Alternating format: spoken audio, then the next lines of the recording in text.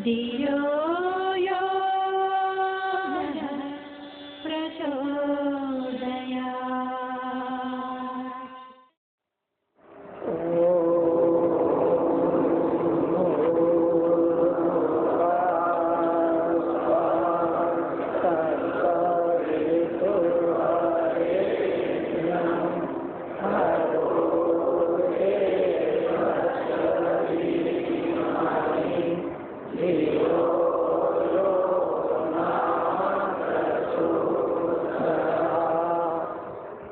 हमारे आत्मीय परिजनों, सभी पर्व अपना अपना महत्व रखते हैं। हिंदू धर्म में जितने भी पर्व पड़ते हैं वो अपना अपना विशेष महत्व रखते हैं। लेकिन गुरु पूर्णिमा पर्व, ये पर्व हमारी आत्म समीक्षा का पर्व है, ये आत्मचिंतन का पर्व है, ये प्रेरणा का पर्व है, ये हमारे सौभाग्य का पर्व है। जो कि कोई दिशा हमको देता है, कोई हमको धारा देता है, हमको ज्ञान देता है, हमको प्रेरणा देता है। ये पर्व विशेष महत्व रखता है। जीवन में जितने पर्व और महत्व रखते हैं उससे ये बहुत अधिक, सबसे विशेष, मैं तो कहती हूँ सबसे ऊंचा ये पर्व, ये पूर्णिमा पर्व, वो पर्व है कि हम ये भावना का, ये श्रद्धा का पर्व है, ये निष्ठा का पर्व है, ये हमारे आत्मचिंतन और हमारी आत्म समीक्षा का पर्व है कि हम इस वर्ष कैसा जीवन जिया और आज से जो शुरू हो रहा है, आगे आने वाला जो समय है, उसको किस तरीके से जिया जाना चाहिए। जो हमको प्रेरणा दे रहा है उस रास्ते पर हम कितना चल पाए और कितना हम नहीं चल पाए। नहीं चल पाए तो आगे हमको और 2 कदम आगे चलना है। जब हम मिल ही गए, जब हम समर्पित ही हो गए, तो फिर हमारा अहम कहाँ, फिर हम रहे कहाँ। हम तो मिल गए, उस सिंधु में जा मिले, नाला सिंधु में जा मिला, तो वो सिंधु हो गया, वो गंगा हो गया। नाला जो कल नाला था, जिसको हम छूते नहीं थे, जिसमें मल बहता था, पेशाब जाता था, गंदगी जाती थी, लेकिन वो गंगा में मिल करके वो पवित्र हो गया, पवित्र हो गया, वो गंगा हो गया। जब समर्पित जीवन हो गया, जब समर्पण हो ही गया, तो अधिकार भी उसी का है जिसके हवाले हमने तन भी कर दिया और मन भी कर दिया। अभी लड़के गा रहे थे, तन तुम्हारा हो गया, मन तुम्हारा हो गया। जब मन भी तुम्हारा हो गया और शरीर भी तुम्हारा हो गया, तो शासन भी उसी का हो गया। शासन भी उस सत्ता का हो गया जिसके हवाले हमने अपनी दाग दौड़ को सौंपा। उसी सत्ता का हमारे ऊपर अनुशासन भी उसी सत्ता का है जो कि समर्पित कर दिया ना। जब तक हमने समर्पित नहीं किया तो हम अलग थे, कीड़े और मकोड़े थे। और जब हम जा मिले तो एकाकार हो गया। एक लाइन है एक गाने की, उसका तात्पर्य यही है का एक नदिया एक नाला कहावत, एक नदिया एक नाल कहावत, दोनों मिल जब एक बरम गए सुरसरी धार में। अरे सुरसरी धार, क्योंकि वो नदिया और नाला आपस मिल गए तो वो नाले की गंदगी कहाँ रही? गंदगी नहीं रही। वो नाले ने अपने को समर्पण कर दिया उस गंगा को, उस नदी को जो सुरसरी धार है। ये आज आत्मचिंतन का पर्व है। हम अपने अंदर खोजें, हमारे अंदर क्या क्या कमियां हैं, उन कमियों को हम निकालें। हम समीक्षा अपने अंदर कर रहे हैं और अपने गलेबान में डालें कि हमारे अंदर क्या क्या मल विक्षेप भरे पड़े हैं, इसको किस प्रकार धोया जाए। उस सत्ता से कहें जिसके हमने अपनी बागडोर जिसके हाथ में सौंपी है कि धोना आपका काम और समर्पण होना हमारा। आपके हवाले करते हैं, आप धोइए और गंदगी को हटाइए। हमको स्वीकार है। जब तक हमारी जिंदगी है तब तक हम आपके हवाले हैं। जब तक आप ढूंढते जाइए, रुई की तरह से ढूंढते जाइए। हम कभी भी ना नहीं करें कि हमारे ऊपर ये चोटें क्यों की गई, हमको रुई की तरह से क्यों ढुना गया। इसमें हमारी अच्छाइयाँ, हमको रुई की तरीके से धुना जाएगा तो हम फूल जाएंगे। रुई की कोई ताकत नहीं होती और जब वो धुनी जाती है तो रुई फूल जाती है। हम इनकार नहीं करेंगे, हम मुसीबतों को इनकार नहीं करेंगे। हम उसे छाती से लगाएंगे, कहने आइए। हमने तो सब अपना हवाला कर दिया है। अभी जो लड़कों ने गाया था, तन तुम्हारा हो गया और मन तुम्हारा हो गया, अब तो सब तुम्हारा ही हो गया। जब तुम्हारा ही हो गया, तुम्हारे पास बचा ही क्या। और बचा ही नहीं तो किसी का आधिपत्य भी नहीं है, किसी का ये भी नहीं है कि संपत्ति उसकी है, ये संपत्ति अरे बाबा है ही नहीं। जब है ही नहीं तो संपत्ति को देंगे किसको? कौन है वारिस? कोई वारिस नहीं है। जिसका था उसी को हमने सौंप दिया, अब तो बिल्कुल नंग बगीर है। कुछ भी नहीं है हमारा, नहीं है। तो हमें कोई ना अहंकार है, ना हमको कोई लालच है, ना हमारी कोई तमन्ना है, ना हमारी कोई कामना है।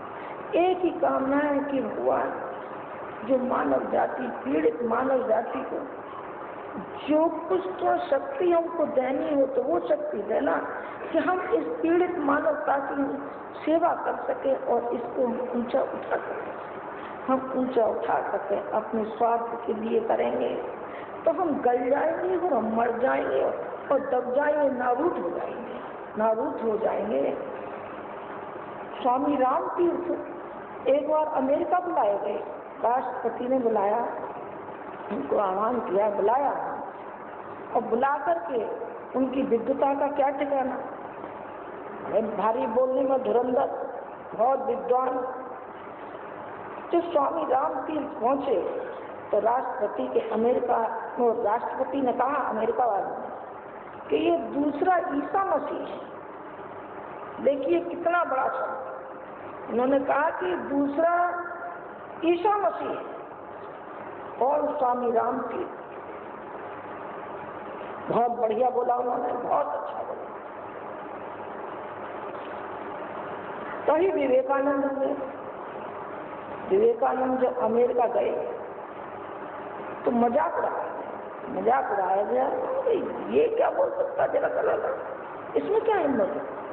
हमने कहा जब आया ही है तो उसे बेइज्जती के साथ उससे ये कह दिया गया, अच्छा क्या विषय दिया जाएगा? ना शून्यवाद दे दिया जाएगा, शून्यवाद पर तुम बोलो।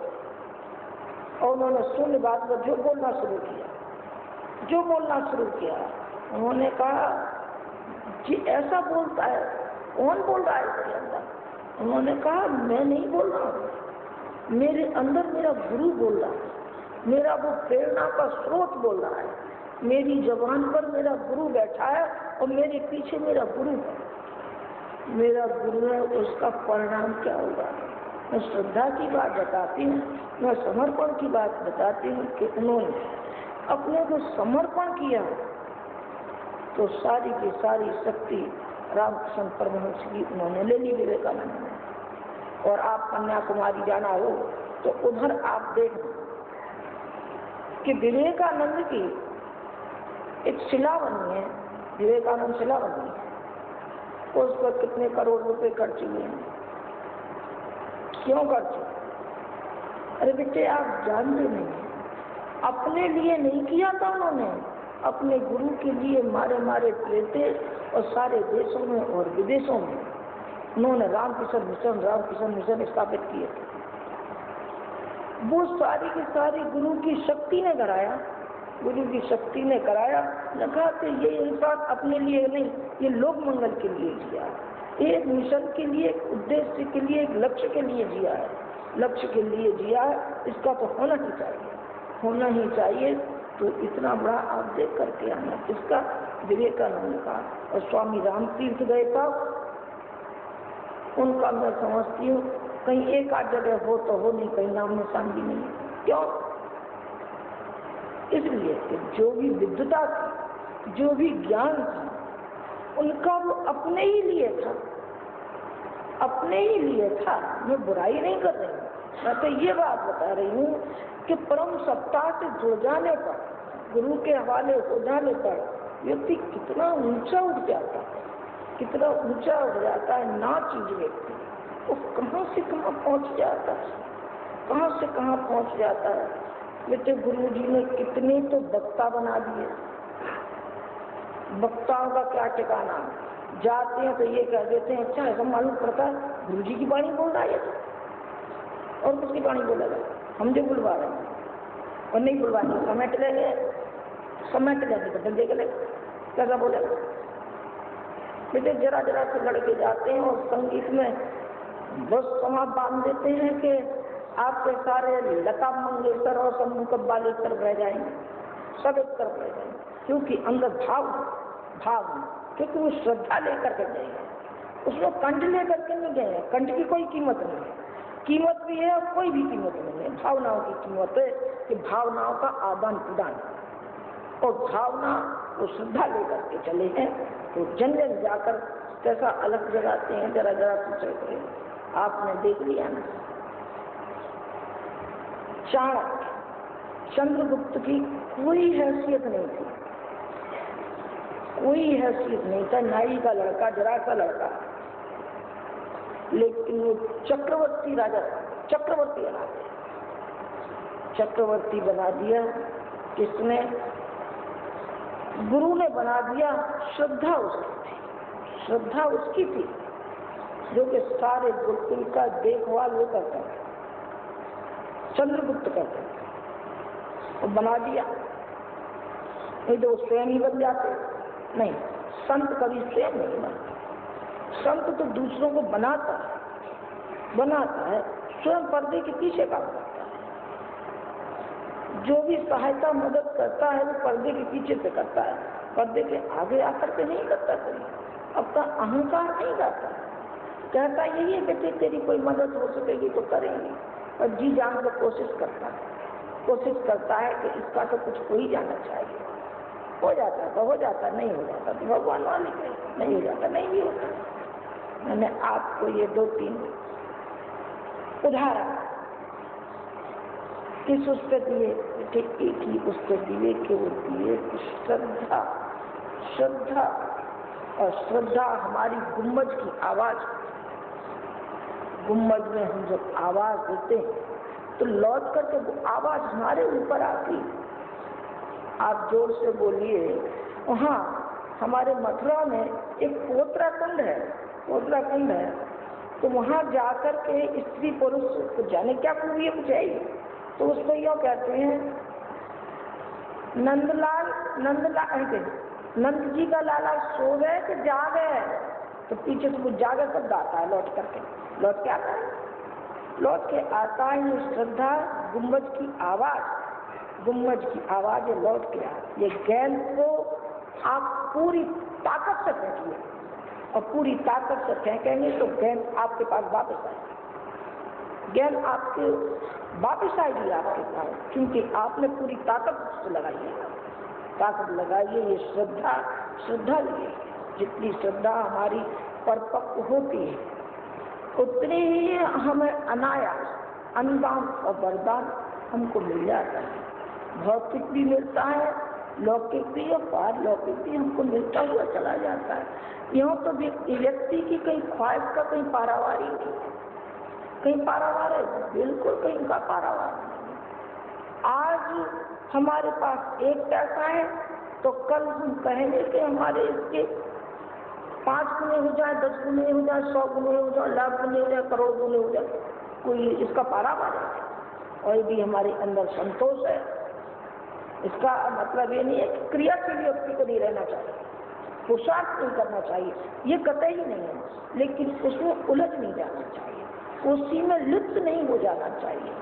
कुछ भगवान के निमित्त भी उसको सोचना चाहिए कि जिसने हमें शरीर दिया है, जिस गुरु ने हमको अनुदान और वरदान दिए हैं, जो हमारा पोषण कर रहा है, जो हमारी रक्षा कर रहा है, क्या उसके लक्ष्य और उसके उद्देश्य के लिए भी हमारा जीवन समर्पित है या नहीं है? कि हमारे ही लिए अथवा हमारे बीवी बच्चों का ही अधिकार है कि किसी और का भी हमारे ऊपर अधिकार है? मुझे हमारे ऊपर ऋण है, हमारे गुरु का ऋण है, हमारे को चुकाया जाना ही चाहिए, वो चुकाया ही जाना चाहिए। अपने माध्यम से आपको मैं कह रही हूँ, अपने माध्यम से आपको कह रही हूँ, ये ऋण है तो समय रहते ही हमको जग जाना चाहिए, नहीं पछताना ही जिंदगी में रह जाएगा।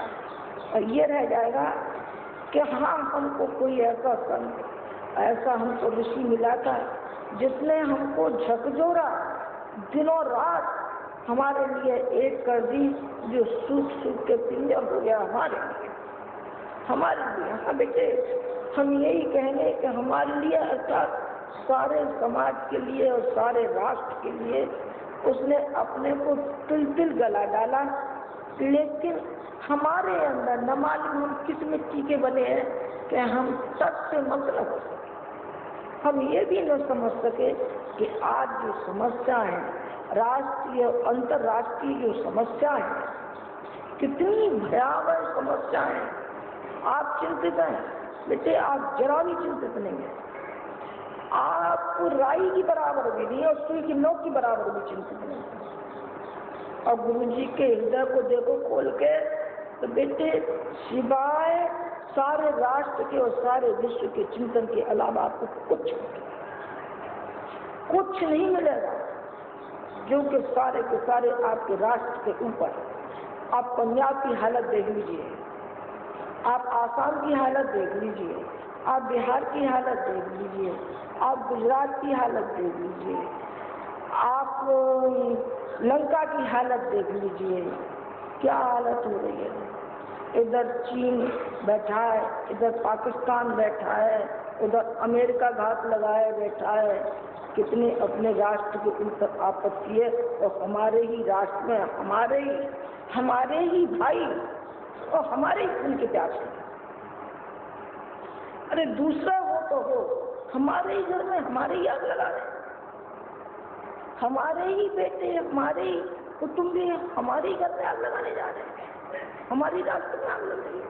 हमारी राष्ट्र के रहने वाले टुकड़े टुकड़े टुकड़े टुकड़े सारे टुकड़े टुकड़े होते जा रहे हैं। बेटे ये चिंता का विषय है, और ये चिंता का विषय इस समय भी यदि एकजुट होकर के नहीं है और इस समय भी हमने समय गंवा दिया तो फिर हाथ लगने वाला नहीं है। वो तो पश्चाताप ही रहेगा, फिर पश्चाताप ही रह जाएगा, फिर कोई आपको जगाने वाला नहीं है, फिर कोई आपको दुलार करने वाला भी नहीं है। ये भी हम आपको बताए देते हैं, आपको झकझोरने वाला भी नहीं मिलेगा और आपको दुलारने वाला भी नहीं, दोनों ही नहीं मिलेंगे, दोनों ही नहीं मिलेंगे। फिर आपको सारी जिंदगी सर पटक पटक के आपकी जीवात्मा धिक्कारती रहेगी। उससे पहले ही हमको सजग हो जाना चाहिए। उससे पहले ही आप सजग हो जाएं तो क्या हर्ज की बात है। आपको जगाने वाला भी मौजूद है, आपको प्रेरणा देने वाला भी मौजूद है, और आपको पुचकारने वाला भी मौजूद है, आपको छाती से लगाने वाला भी मौजूद है, और गोदी में खिलाने वाला भी मौजूद है, आंचल की छाया भी देने वाला मौजूद है, और गड़बड़ी फैलाएंगे तो कानटने वाला भी मौजूद है, कानटने वाला भी मौजूद है। जो जब तक गलती नहीं सुधारी जाएगी तब तक उसके अंदर अच्छाइयाँ नहीं आएगी। यदि ये समर्पित जीवन है कि हम अच्छाइयों के लिए हर पल हर संभव हम आपके गवाह को बना लेंगे, चट्टान बना ले जाएंगे, कैसी भी मिट्टी क्यों न हो फिर भी बना लेंगे मिट्टी। श्रद्धा जीवन में इतनी फलदायक होती है कि मैं आपसे क्या कहूँ, कहते नहीं बनता। ये जिंदगी का अनुभव है, ये आप जो सुन रहे हैं ये हमारी जिंदगी का अनुभव है। जिंदगी का अनुभव न होता तो हम आपसे नहीं कहते। हम वो बात हम अनर्गल बात न हम कहना जानते हैं न हम कहेंगे किसी। हम क्यों किसी को बेघर बनाएंगे, हम क्यों किसी की नौकरी छुड़वाएंगे, क्यों कहेंगे नहीं बेटे हमने इसी शर्त पे सबकी नौकरी भी हमने छुड़ाई बेटे, उदाहरण बैठे। इसीलिए हमने कहते थे लोग, उन्होंने ये भी कहने में तो किसी ने नहीं छोड़ा, लेकिन जमाई को दे दिया, बेटी को दे दिया, बेटी को इन्होंने सब दे दिया। सब क्या दे दिया बेटी को बता दे रहा, कौन सी धंधा दे दी, कौन था क्या हमारे पास दे दिया हमने। अरे आपने तो नई सृष्टि बना दी थी तो क्या हुआ बना दिया तो हमने, तू बता पहले कौन सी बात। गलती करेगी तो बेटी भी कान पकड़ के अलग निकाली जाएगी और जमाई भी निकाला जाएगा और भी नसो भी निकाले जाएंगे। अभी तो मैं जिंदा हूँ, पहले भी मैंने सृष्टि थी और अभी भी मैं ही हूँ। और क्यों सा आपने अब बदल लिया और फिर आपके मरने के बाद क्या होगा भाई। हार्ट अभी बैठे अभी हार्ट फेल हो जाता तो कहते नहीं हम, और नहीं हुआ तो हम अपने सामने ही बना के जाएंगे। किसको बनाएंगे, ना हम बेटी को बनाएंगे ना हम जमाई को बनाएंगे, किसको बनाएंगे, चाइनीज को बनाएंगे, जब काली चोर को बनाएंगे। इससे क्या मतलब कौन को बनाएंगे, हम बनाएंगे। हम दाग डब्बा लगा के न जाएंगे, न हम कभी जिए दाग डब्बे से, न हम जिएंगे कभी, दाग डब्बा ही नहीं आने देंगे। मुंह तो हमने किसी का नहीं पकड़ा, मुंह से तो व्यक्ति अच्छी चीज भी खाता है और शराब भी पीता है, मीठी भी खाता है, बकरे के बकरे भी हजम कर जाता है वही इंसान, और बेटे गंदी चीज भी खा जाता है। जाने क्या क्या करता, हम क्या क्या करते किसी इसे मुंह पकड़ रखा है, नहीं किसी का मुंह नहीं पकड़ रखा है। स्वतः हर व्यक्ति स्वतंत्र है और चाहे जो कह सकता है, चाहे जो कह सकता है। हमारी बच्चियत है, हमने रजिस्ट्री करा रखी है कि हमारी जिंदगी में कोई हमारा व्यक्तिगत कोई भी संपत्ति हमारी है ही नहीं तो कौन ले जाएगा। है तो सब किए भी बैठेगा, सब किए, जो रहेंगे वो संभालेंगे, रहेंगे वो संभालेंगे। पर बेटे मैं किस उस पर कह रही थी, मैं उसको कह रही थी कि श्रद्धा में ऐसा रंग लाया है कि हमें दीन और दुनिया का कुछ पता नहीं। हमें अपनी श्रद्धा का मालूम है और हमें ये मालूम है कि हमें दुखी और पीड़ित मानव जाति की हमको सेवा करनी है। भगवान तुझे कुछ देना है, कोई शक्ति देनी है तो तुम हमको वो देना कि हमारे लिए जो परिजन बैठे हैं इनका कुछ दुख कष्ट हो तो हमारी आयु इनको लग जाए, ये कोई मुसीबत में पड़े हो तो हमको कष्ट दे देना, हमको चाहे कैंसर दे देना, चांद दे देना, और हम उसको सहज स्वीकार कर लें। पर हमारे बच्चों को जिन्होंने हमसे माँ कहा है, जिन्होंने गुरु कहा है, जो कहते हैं कि जी प्रेरणा के स्रोत है, जी हमारी रक्षा करेंगे, जी हमारे हैं, तो भगवान तुम इनको बचाओ, हमको लेना पर इनको बचाना। न हमने तन की सफाई की न मन की सफाई की। जब मन हमने धोया ही नहीं, मन उसके हवाले किया ही नहीं, तो बागडोर कैसे संभाले, बागडोर क्यों संभाले, इसी के लिए संभाले। सब सौंप दिया भगवान ने तुम्हारे हाथों में, क्या सौंप दिया है, जो सौंप दिया है तो 3 हमारी लड़कियां भगवान दिया करा और कुछ सौंपा है? संकीर्णता सौंपी है मैंने? बिल्कुल नहीं। क्षुद्रता सौंपी है मैंने? बिल्कुल नहीं। आलस का प्रभाव सौंपा है मैंने? बिल्कुल नहीं सौंपा। श्रद्धा का अभाव है तेरे अंदर? बिल्कुल नहीं है। सो हम बिल्कुल नास्तिक हैं। श्रद्धा हमारे अंदर भटक के नहीं गई। तो फिर बता तो भगवान को दिन क्या करता है? भगवान को वो चीज सौंप जो सौंपने की, जो तेरा कर्तव्य है, जो तेरा फर्ज है, उसको पूरा कर नहीं रहा, उसके लिए मुंह मोड़ रहा, उसको भगवान के ऊपर थोप रहा है कि भगवान तू पूरा कर। तू क्यों लूला है, लंगड़ा है, काना है, कुबड़ा है, क्या है तो भगवान करेगा? भगवान ने सही दिया है। भगवान से मांगना है तो वो चीज मांग जिससे कि तेरा आत्म परिष्कार हो, तेरा आत्म उद्धार हो, तेरा उद्धार हो, वो चीज मांग। जो बुद्धि पर काई जम रही है, काई को हटाने की क्यों नहीं मांगता कि भगवान थोड़ी सी बुद्धि दे मुझे?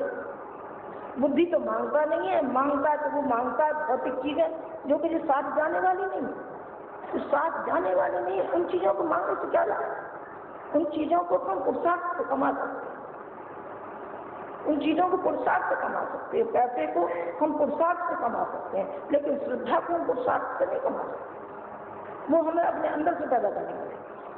तो अंदर से जब पैदा कर लेंगे तब फिर जैसा कि मैंने अभी उदाहरण दिया था, आपको बताया था कि किन किन रूपों में किन किनों ने जो मदद की थी, वो मैंने अभी आपको बताया। राम और लक्ष्मण विश्वामित्र जी के यहाँ गए तो उन्होंने सब अपना सौंप दिया था। राम और लक्ष्मण, उन्होंने कहा गुरुदेव आप यज्ञ कर रहे हैं, आपकी यज्ञ के लिए हम दोनों भाई मैं धनुष के एक पल भी डिगे नहीं, हटे नहीं, जो सौंपा वही उन्होंने करके दिखाया, जो कहा वही किया। तो उन्होंने अपनी विद्या सारी की सारी विद्या उनको सिखा दी। उनको राम और लक्ष्मण को दोनों से और कोई पैदा नहीं हुए थे क्या? हुए होंगे, लेकिन वो श्रद्धा उनमें व्यक्तियों में नहीं होगी जो राम और लक्ष्मण में जो श्रद्धा थी, जो पात्रता थी, वो औरों में नहीं थी। तो उन दोनों को मिल गई, उन दोनों को शक्ति मिल गई, वो विद्याएं मिल गई जिनका मेरा नाम याद नहीं रहा है, पर कौन सी 2 विद्या उन्होंने बताई थी। तो उनको वो मिल गई। कैसे मिल गई मिट्टी? उस बुद्धा से मिल गई। उन्होंने कहा ये तन भी तुम्हारा और मन भी तुम्हारा, हम राजकुमार हैं तो क्या है, हम राजा हैं तो क्या है, राजापन हमारा अयोध्या में और गुरु के दरबार में हम शिष्य हैं, हम छोटे हैं, न हम धनी हैं न हमने धनी है। हम कौन है? हम इंसान हैं, हम अबोध बच्चे हैं, हम आपके शिष्य हैं, जो चाहे हमसे कराइए। फिर उन्होंने ये नहीं कहा नहीं साहब हमारी तो बीवी कुछ ऐसा वैसा कहने लगी है इसलिए हमारी हिम्मत नहीं पड़ती, तो तेरी बीवी आटा कभी उतारेगी नहीं, तू घर में बैठा रहे। कभी किसी की बीवी ने आटा नहीं उतारा, किसी की माँ ने भी लोक मंगल के लिए शायद ही किसी ने कहा होगा कि तू घर से निकल और काम कर। ये तो खुद ही खड़ा होना पड़ेगा, खुद ही आपको अपना लक्ष्य निर्धारण खुद ही करना पड़ेगा कि सही क्या है और गलत क्या है, विवेक क्या है और अविवेक क्या है, ये तो आपको ही निर्धारण करना पड़ेगा। आप अपने रास्ते पर दूसरों को चलाइए, आप तो स्वयं शिकार हो गए। जिसने कह दिया वही सब आ गई समझ में। तुम्हारी अकल कहाँ गई? तुम किस मतलब की दवा? तुम्हारी तो अकल जंग लग गई? नहीं बेटे, जंग नहीं लग गई, जंग नहीं लग गई। आप नई शक्ति लेके जाइए। आज आत्म समीक्षा का दिन है, आत्म समीक्षा करिए, आज आत्मचिंतन करिए और भावना में सराबोर होइए, भावना में सराबोर। शेख चिल्ली नहीं बेटे, शेख चिल्ली पद के लिए तो बिल्कुल क्लास, शेख चिल्ली पद जो ऐसे ऐसे हिलते हैं ना, हाँ हमको तो बड़ी आत्म समीक्षा, बड़ा आत्मचिंतन हो रहा है, हिल रहे मीट की तरह से, ये हमको ना पसंद। हम भूत बनने चाहते, ना हम भूत हैं ना हम भूत किसी को रहने देते हैं। असलियत पे आ जा, असलियत पे आ जा। अब आप लोग जवान हो जाइए, बुढ़े मत जाइए। आपका निवेदन है आज के दिन कहना तो चाहिए, क्योंकि हमारा अनुशासन होना चाहिए। जब आप हमको बड़ा मानते हैं, हमारा अनुशासन होना चाहिए कि नहीं? बच्चे चलिए सरल शब्दों में, विनम्र शब्दों में हम आपसे विनती करते हैं कि आपको आपसे जवान हो जाइए और संकल्प लीजिए मनी मन। मैंने देखो 2-3 संकल्प बताए थे, चलिए है तो नहीं मेरा विषय, विषय इन लड़कों का बता दिया है आप लोगों को, पर चलते चलते फिर मैं दोहराए देती हूँ। एक संकल्प तो वो जो घर का दीप यज्ञ का था, दूसरा संकल्प वो जो कि जिनके लड़के हैं वो प्रतिज्ञा करें, तो प्रतिज्ञा करें कि हम अपने लड़के की शादी में दहेज नहीं लेंगे, एक नया पैसा नहीं लेंगे। सिद्धांत पे चलना तो ऐसे चलना, ऐसे मत चलना। संकल्प तो हमने ले लिया, पर हमने लड़कियां आए इसलिए संकल्प ले लिया, देंगे नहीं। और जो लड़के होंगे तो क्या करेंगे? पैसे कह देंगे वो 2 लाख देता था, वो 4 लाख देता था, हमने लड़का इतना पढ़ाया, इतना लिखाया था, और देखिए फलाना तो इतना कर रहा था। तो फिर आप बहाने बनाएंगे, यूँ नहीं लेंगे तो पीछे से ले लेंगे। बात तो वो एक ही हो गई, बात एक ही हो गई। आप दूसरा संकल्प ये लीजिए कि हमको अपने लड़कों की शादी में एक नया पैसा नहीं लेना। ना आप लूले हैं, न लंगड़े हैं, और ना आप अंधे हैं न कोढ़ी हैं। आज पर्व के दिन मुझे कहना तो नहीं चाहिए, ये शब्द मैं क्यों कहूँ, पर मैं तो ये कहती हूँ कि विवेक की आंखों को खोलो और अंतःकरण को खोलो। बेटे हमारा अंतःकरण कुंठित हो गया है, और हमारी ये आंख तो है पर ये आंख नहीं है। इन आंखों को जगा लो, इन आंखों को शंकर जी का शक्ति का नेत्र जो ज्ञान का है उसे उदय कर लो, तो आपको ज्ञान आएगा। हमें लड़कों की शादी में नहीं लेते। और एक प्रौढ़ शिक्षा का 3 संकल्प है। प्रौढ़ शिक्षा हमारी चलनी चाहिए, प्रौढ़ शिक्षा के बिना हमारा काम नहीं चलेगा। बच्चे आधी जनसंख्या हमारी आधी से भी ज्यादा तो हमारी बगैर पढ़ी लिखी बैठी है। पढ़ाइए, जो पढ़े लिखे हैं वो पढ़ाइए, उनका उत्तरदायित्व पढ़ाना। ये तो मैंने थोड़ा सा आपको संक्षेप में मैंने बताया, सब लोगों ने बता ही दिया होगा। गुरु जी के भाषण से भी आपने अंदाजा लगा लिया होगा, आपने सुना होगा गुरु जी के भाषण में भी, अन्य कार्यकर्ताओं ने भी कहा है। मेरा तो आज का विषय ये है कि जब ईंधन होता है, लकड़ी होती है, तो आग को समर्पित हो जाती है, तो वो अग्नि का रूप धारण कर लेती है, अग्नि का रूप धारण कर लेती है। फिर वो लकड़ी नहीं रहती, उसको समर्पित हो जाती है, भस्मीभूत हो जाती है। हमारे ऊपर जो आवरण चढ़े हुए, इस आवरणों को निकालना चाहिए। अंगारे पर एक आवरण होता है, कहीं कंडा आपने जला हुआ कोयला देखा होगा, तो लकड़ी का जब कोयला निकलता है तो उसके ऊपर एक सफेद सफेद परत जैसी होती है, और जब हम उस परत को निकाल देते हैं तो उसी से हम गर्मी प्राप्त कर सकते हैं। और जब तक परत जमा है तो उससे हम कैसे गर्मी प्राप्त करें? उससे नहीं कर सकते। उन परतों को हटाया जाना चाहिए। जो भी परतें हैं, इसका तो आप अंदाजा लगाइए क्या क्या परत हो सकती है। इसमें तो हम अनेक परतें निकाल सकते हैं। आलस्य है, प्रमाद है, और भी हैं, जो अपने कुविचार हैं वो भी है, असंयम है वो भी है, जाने कितने गिनाने में तो ढेरों गिन जाएंगे। कि इन सबको हमको निकालना है उस ईंधन की तरह से, उस आग की तरीके से। अब हमको एकाकार होना है, जो कि हम केवल ज्वलंत ज्वलंत ज्वलंत आग आग आग आग हम लेके जाएं और आग ही हम पैदा करें, आग ही हम पैदा करें। आग लेकर के जाइए, आज आग ही लेकर के जाइए। गुरु जी के जो हृदय की चिंगारी है, वो चिंगारी में से आप एक चिंगारी मांगिए। ये कहिए कि गुरुदेव हमको वो चिंगारी दीजिए जो आपके अंदर काम कर रही है। उसमें से आपको जो मिलेगा तो आपके अंदर में भी वही चिंगारी काम करेगी जो उनके अंदर में चिंगारी काम कर रही। फिर देखना आनंद आ जाएगा। इन्हीं शब्दों के साथ मैं अपनी बात समाप्त करूंगी। न त्वं कामये राज्यं न सौख्यं न पुनर्भव